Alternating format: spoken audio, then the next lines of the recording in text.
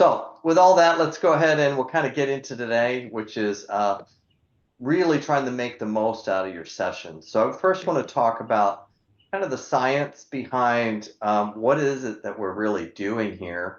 And then with that, we use that as the bridge to understand, well, how would I approach my session differently based on the science of it? Okay. So hopefully you guys can see this screen, right? Making the most of your training.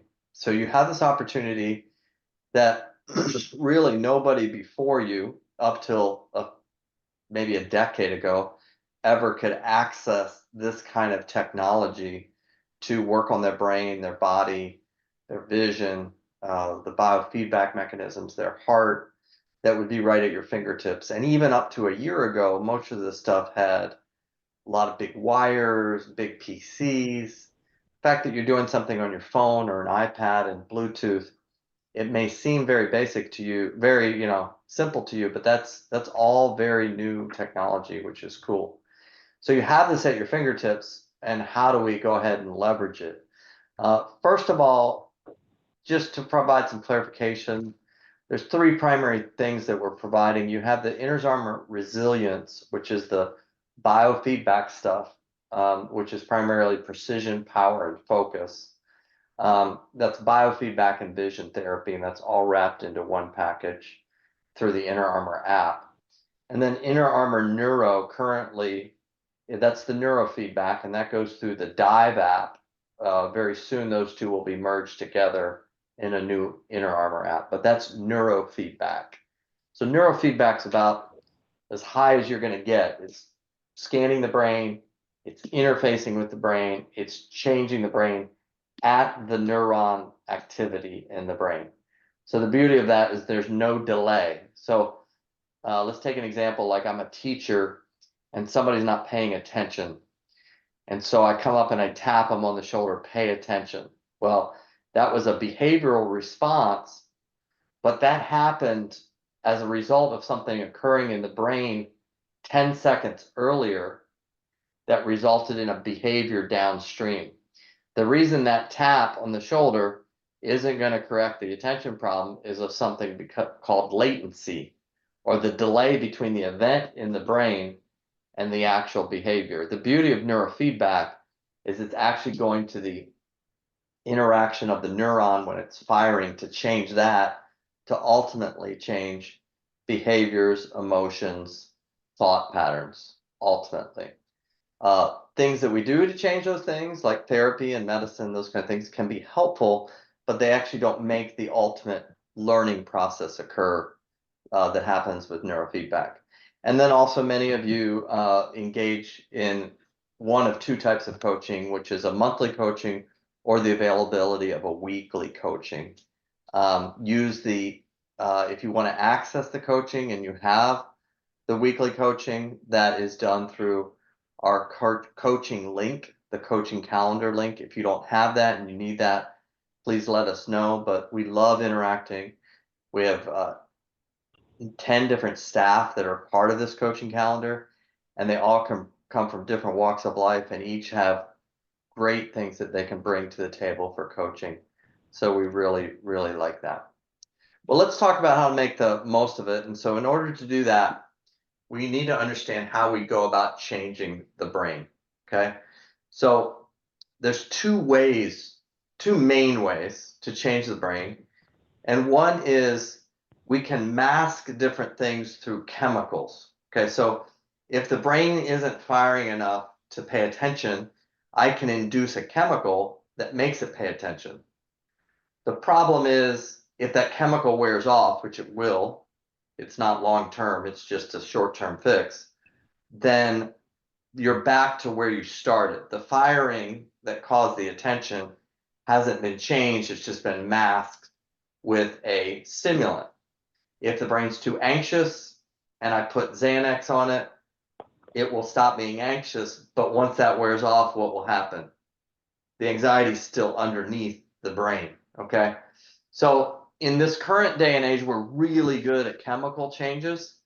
The problem is, one, it's some of these things occur in specific areas of the brain, And we don't want the entire brain hit with that chemical. We just want specific areas. And then the second is it doesn't really fix anything. So the way that we're working, and sometimes this is so hard because everybody's like, they're so used to medicine that it's hard to understand, well, what is going on here? Like, my attention disorder isn't fixed tomorrow. Well, it really isn't fixed when you take your Concerta or Ritalin either, because if I take that away, you're right back to where you were. But in a learning process, we're actually changing the brain over time and rehabilitating it. So what we're doing here is we're actually leveraging the brain's greatest strength, which is its ability to learn. Okay, that's what we're really good at. It's probably the greatest thing that we can do as a human is learn. We learn to walk, we learn to talk, we learn to the alphabet, we learn to read, we learn to do accounting, we learn to do physics, we learn all these different things. And it's that learning that really makes the change, and that's what we want to leverage. And in both programs, that's really what we leverage, is the ability for the brain to learn. And it's very interesting when you're looking at the brain, you can actually tell when the brain has learned. So when you were, a child, okay, you actually got introduced this shape over and over again. You were introduced this abstract shape over and over again. And if I measured your brain every time as a child you were introduced with this shape, we could see something called evoked potential, which is the firing of the brain when it recognized this versus looking at something like that. And initially, when we would look at your brain, the amount of time that it recognizes both of these things would be exactly the same. But then guess what happened? All of a sudden, your brain saw this shape, and the amount of time got cut almost by 70% to the point that it recognized this way, way faster than recognizing what this might be. And that is measurable in the brain, and that is what learning is you introduce over and over and over until the brain, it has a release in it that it says, I identify that. And that's what's happening in biofeedback and neurofeedback is we're introducing the same thing over and over again, over 20,000 times in 30 minutes to the point that now the brain says, that's what you want me to do. And it's that learning that we're trying to leverage. Let's look at a couple things here, and then we have a guest presenter for a couple minutes.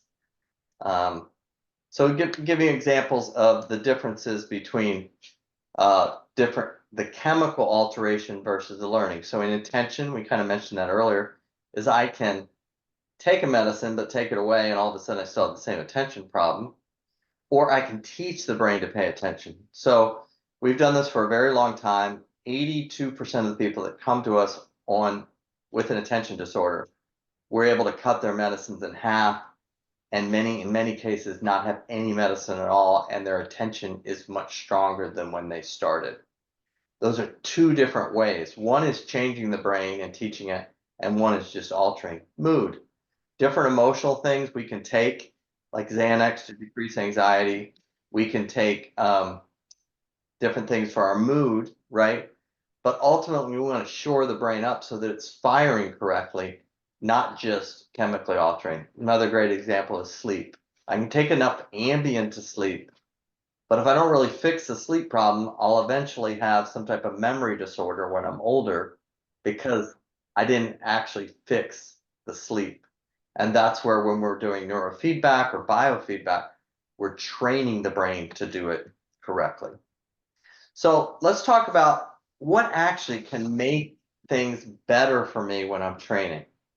Well, let's go back to any form of learning, like learning in a classroom, okay? The reason we don't teach kids to read in the lunchroom is because it's loud, there's a lot going on, they're hungry, Everybody's all over the place and it's full of distractions, right?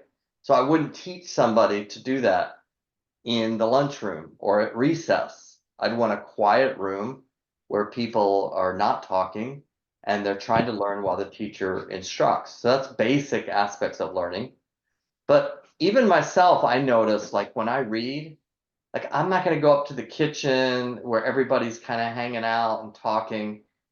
I'm one of those kind of people that when I read, it has to be quiet. Because if it isn't, then it takes me 3 or 4 times to comprehend what I'm reading because I'm listening to all the other conversations. Maybe that's not like you, but that's the way I am. Because for me, learning happens in a certain type of environment.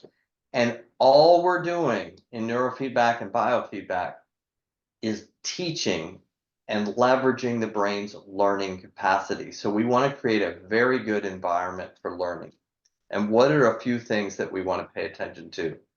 I'm going to learn better when I've rested, when I'm sleeping well.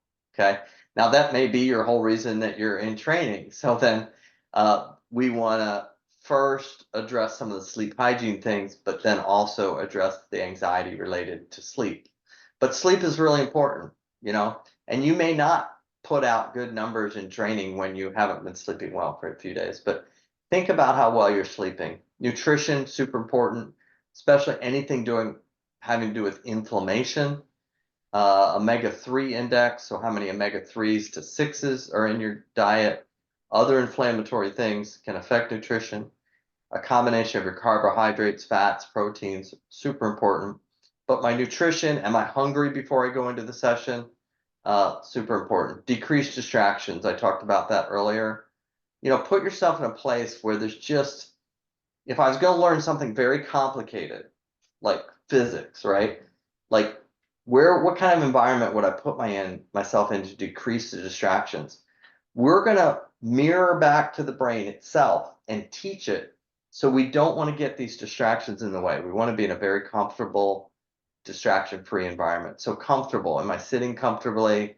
Am I feeling comfortable? Is the temperature good in the room? Those kind of things. Try not to get rushed. Like a lot of times, we used to see this in our clinics where we had these multi-sensory inputs connected to these executives that would come in and they'd be doing so well during the session. And right about 10 minutes before the session was going to be over with, you could watch their body temperature change in a negative way. You could watch their skin conductance change. You'd watch their heart change. You'd watch their brain change. Everything would go into like a crisis mode at about 10 to 12 minutes before the session was over.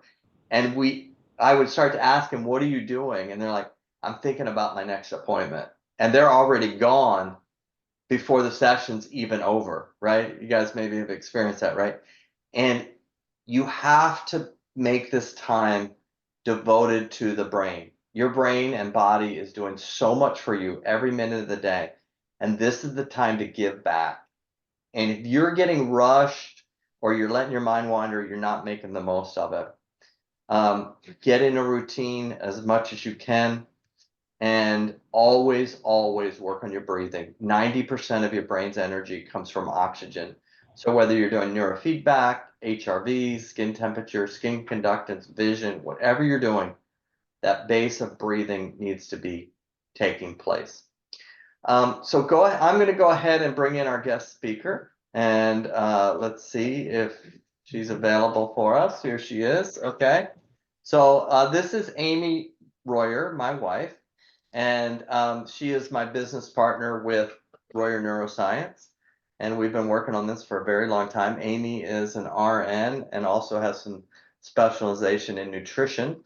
So she does a lot of the medical side of the things that we do, but she's going to share some of her own experiences and what makes for a good session. All right. Thanks for joining us, everybody. We appreciate your time and we try to squeeze in as much as we can because everybody's time is limited. We don't want to take away from any minutes that you might put on your neurofeedback headset and train. So anyway, Doc has already explained some really awesome things about learning. And I think I love all the things he said because I think a lot of times we don't understand what's going on behind the scenes when I'm running my session of neurofeedback. So the way he explained it is so good. Every minute you're training, your brain is learning. And so we really, more than anything, want you to find the minutes to do it. When we first started doing neurofeedback, we literally had to pull Doc away from interacting with the clients because the neurofeedback was actually more impactful to the client's brain than Doc talking to them. So it was kind of funny because he would do half hour of talk therapy, half hour of neurofeedback. And over time, we started doing more neurofeedback, less talk therapy, and the client results were better. So one thing we say about our program is the program is what's changing your brain, not Doc. So getting in the minutes is really what you're investing in. And he's already explained why that's important. So I'm simply going to explain to you some of the things that I do for my training because I think I'm probably like most of you. It's hard to find the time. You're busy. There's a lot going on. So these are going to be super common sense items. But I'm going to fire away. So one thing I do is I keep my neurofeedback stuff nearby so that it's easy to access. I don't leave it like upstairs in the corner bedroom. I mean, I have it right front and center where I'm at all day. And I got my plugs in there. So I keep my stuff charged up and ready to go. Then I do a lot of things what Doc already said, which made me feel like, oh, I'm doing good with my learning environment. I definitely get in a comfortable place, someplace that I feel relaxed, a little bit out of the traffic areas of the house, away from the two dogs for a half an hour. So a nice comfy spot, a place that can be without interruption. So for me, that means putting my phone more than arm's length away. And it might be different for you, whatever things are coming into your space that could be distracting. Those are good things to prevent ahead of time. So setting yourself up for success. You're going to want to also make sure that you enjoy the content of the videos because otherwise, why are you going to come back and do the next session? So I'm always hunting down those YouTube videos and finding stuff that I'm interested in because that'll draw me back in. So a simple 1 hour documentary will take me 3 sessions. So once I've started it, if I like it, I am coming back for more. So if we don't have content that you like on the YouTube selection, please let us know because basically all of that content has been driven by our clients asking for more videos on there. So we have a wide range of things. And in our earlier webinar, we had a couple of new suggestions asking for some home improvement videos and also like the decorating kind of stuff like HGTV kind of fun things like that. So we'll be adding some. Okay, here's a funny mom thing to tell you is go to the bathroom before you do your session because there is nothing worse than being all hooked up and having to go to the bathroom for a half an hour. So yeah, it's kind of like when your mom wouldn't let you put your snow pants on until after you went to the bathroom. So yeah, just follow that. And let me see, what else did I have written down? Okay, so this is how I would do my session. When I do the warm up, what goes through my head is aim, you have to put yourself in neutral. Because I love to go, go, go. I like the next thing on my list. I like checking boxes. But when I go to do my neurofeedback, I try to go put my body in neutral. So I become very aware of my breathing. I really don't think Doc and I, care if you're breathing through your mouth or your nose or doing box breathing or anything like that. If you're experienced breather, please do what is the most comfortable and relaxing breathing for you. We definitely recommend using your diaphragm to breathe. Do not breathe from your chest. That's very stressful. Like when you're breathing, you shouldn't be having your chest go up and down. It's basically this stays stationary and your belly moves the air. That's how we want to breathe during neurofeedback. So then once I'm doing my 2-minute warm up, I try to think about kind of putting a buffer around myself because things will start coming in my head as I'm doing the warm up.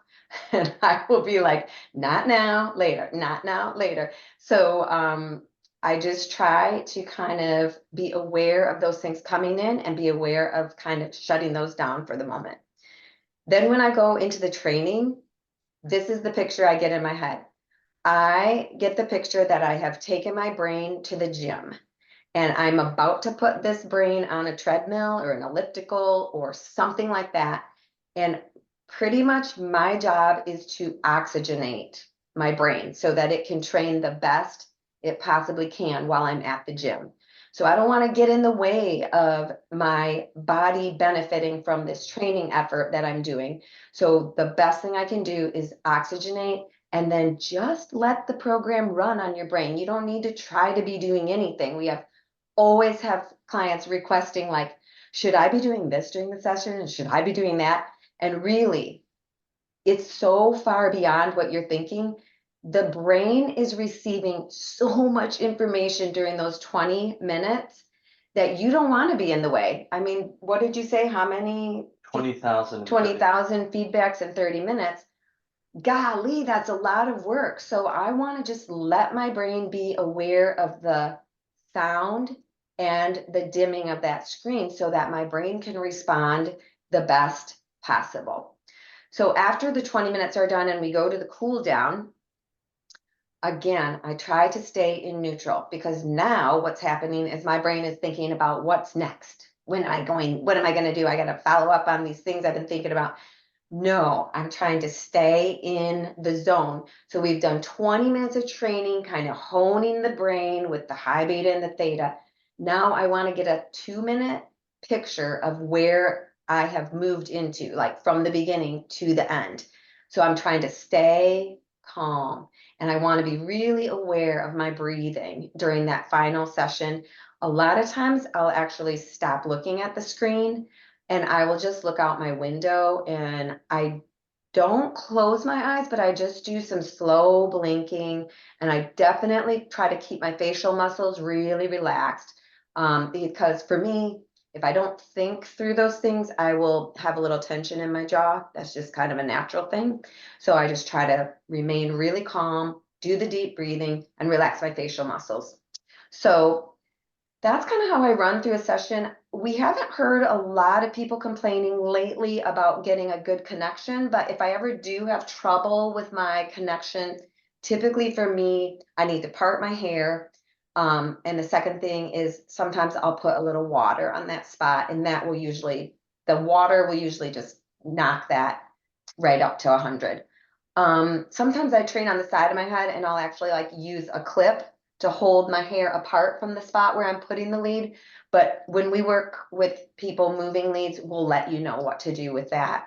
But and usually I don't have a lot of technical issues, but please let us know if you run into those issues because that can be frustrating. Usually if I run into any, there's somebody who I can call for help because I'm not super techy, but lately the equipment and all has been working really well. So one thing I would say about neurofeedback in general is it should be an enjoyable experience. If you're doing a session and you're finishing like feeling stressy or worked up, we need to talk because, and that's where coaching is super important because neurofeedback is a very positive thing for you to do. You're not shooting for like a number, you're just taking your brain to the gym and letting your brain learn. And like Doc said, it's the repetition that makes the change.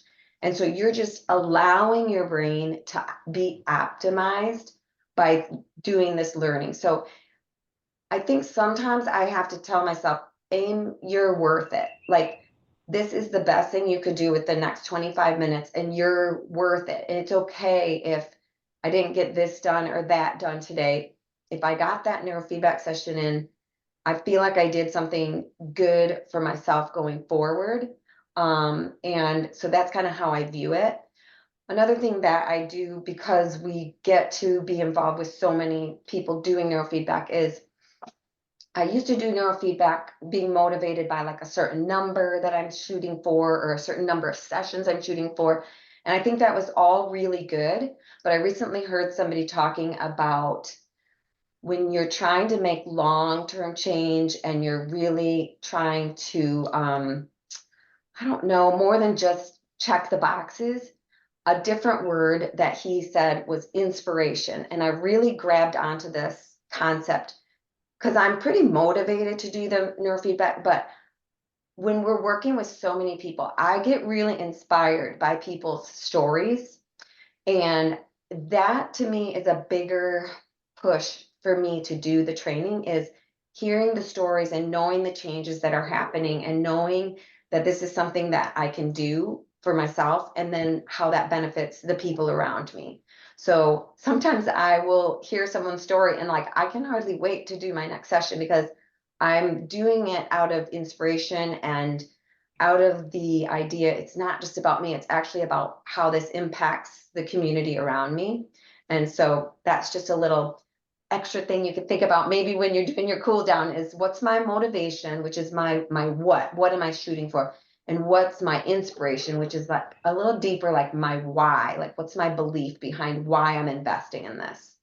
So that's kind of my little journey with the neurofeedback. And I've done a lot of it over the past probably 20 years. I used to do when we first got it with all the wires and the gel and the paste. And I will say it's impacted my life in the different stages that I've been in as a mom and as a wife and also going back to work. The impact of the neurofeedback has been different at different stages, but it has never been as accessible as it is right now. I can tell you that for sure. So that's it. Awesome. Thanks, Amy. Yep. That was great. Cool. Well, our time's coming to an end. I wanted to see if Stephanie, if we had any questions from anybody. No questions came through the chat, but I did get a Okay. text message question that is just kind of a tangential topic.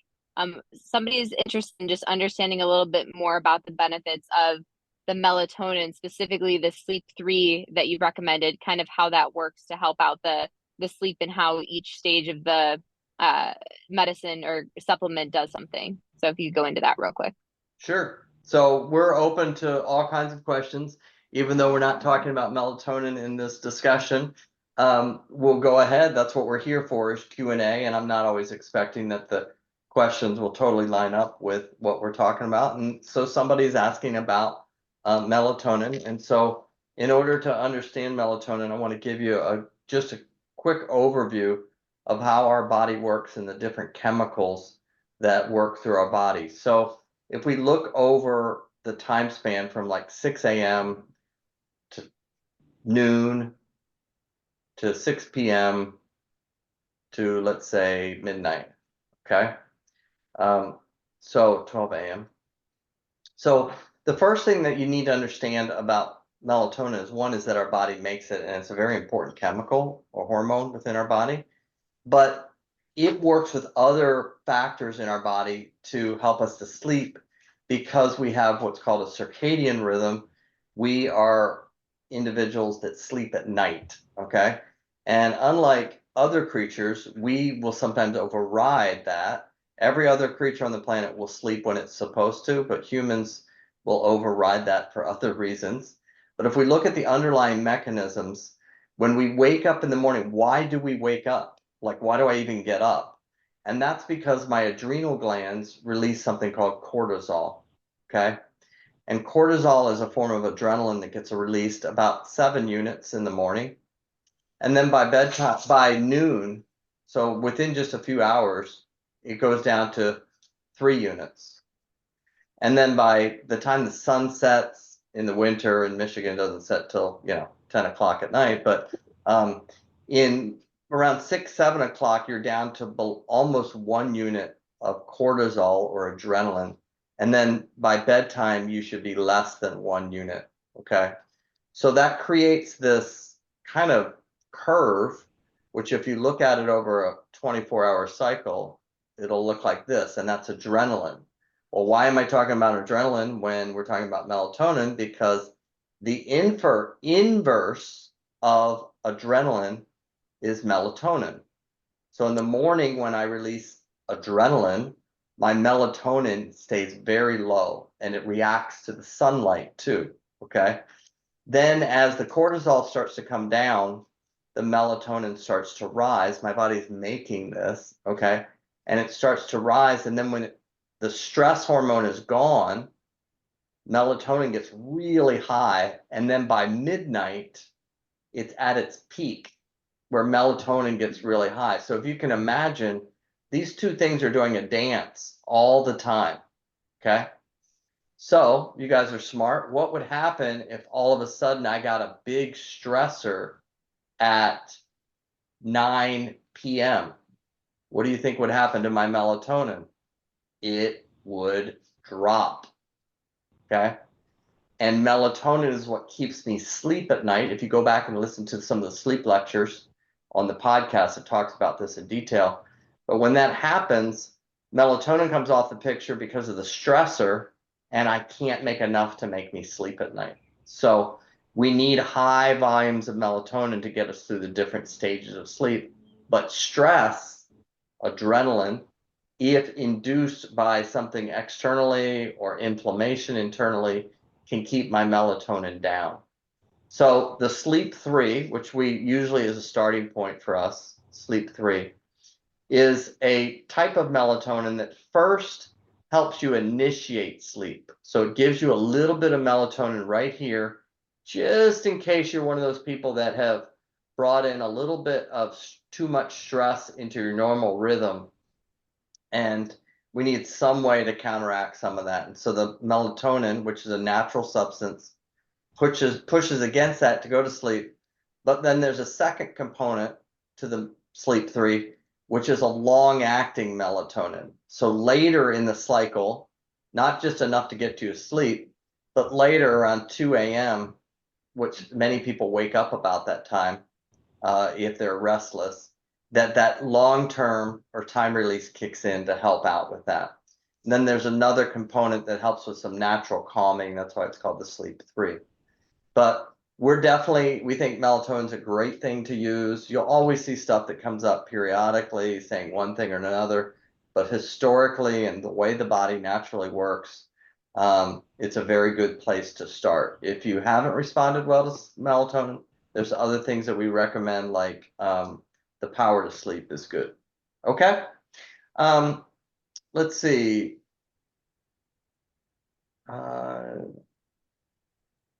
Yes, great. Thanks, Paul. Appreciate it. Okay, guys. We're gonna call it good. We have the recording if you ever want to go back and listen to it. We also have other previous lectures or talks, and we're always here if you guys need something. Use your coaching calendar to get in and get some appointments with different coaches. Sometimes you might run into Amy, sometimes you might run into me in those. But we're there to help you, and we want you to know that we count it an honor and a privilege to work with your brain and your family members' brains. That's not something we take lightly. We do think that the brain is truly the most amazing thing in the entire universe that's ever been created. And we're just glad that we can be a part of this journey with you. Remember, things aren't instantaneous. Don't worry too much about your scores at times. The long haul, we are going to get there, okay? We just have to kind of work at one piece at a time and teach the brain how to do these things. Okay. I had one other thing I was going to add about what Doc was writing on the screen is there's a couple things too that you can do to help your natural production of melatonin. So one of them is blocking out blue light in the evening. And you can look these things up. It's very well known, but you can wear blue blocker glasses. You can put something called flux.com on your computer, because when you're seeing all this blue light, which is in all these wonderful screens that are high definition now, you're decreasing your body's production of melatonin by something like 25%. So you're just shooting yourself in the foot if you're like on your computer all evening. A lot of people recommend being off the screens for like 3 hours before you go to bed. That would really shoot our Netflix times, right? Suits would be hard to watch. Anyway, so that blue light glasses is easy to get. I guess I would probably recommend getting a decent quality pair because there's a lot of really bad stuff out there that doesn't really block the blue. So just, I know there's a brand, I believe it's Swanee, that is, we've heard of and looked into. I mean, there's so many things out there, but the other thing was there are some natural things that are helpful to making melatonin. One of them is cherry juice or cherry juice extract. So some people don't like to take a supplement, and you can always get like cherry extract at the store and have a little shot of that before bed. So you're increasing your body's ability to make that. The other thing is, believe it or not, we are supposed to go out and watch the sunset, because what happens with the sunset is that the blue light of daytime turns into this lovely reddish light, which does stimulate an area on your brain, which is called the suprachiasmatic something or other Nucleus. that is the circadian rhythm center of your brain, and it's by your ear, and your ear canal actually lets light in. There are photosensitive cells in that area. Amazing, right? That will pick up on things like this. So it really does help your body to create a circadian rhythm. If you go out for a walk in the morning and get that morning blue light, and if you go out for a walk in the evening and get that red sunset light, these are ways that we can help our body to get the circadian rhythm stronger. Okay. And you don't even have to go to the store and buy Yeah, anything. that stuff's free. I love that. Okay, guys. All right. Beautiful. You're Thank free. you. Have a good one. Good seeing you Alright. guys. All right, Yeah. bye-bye. Bye bye.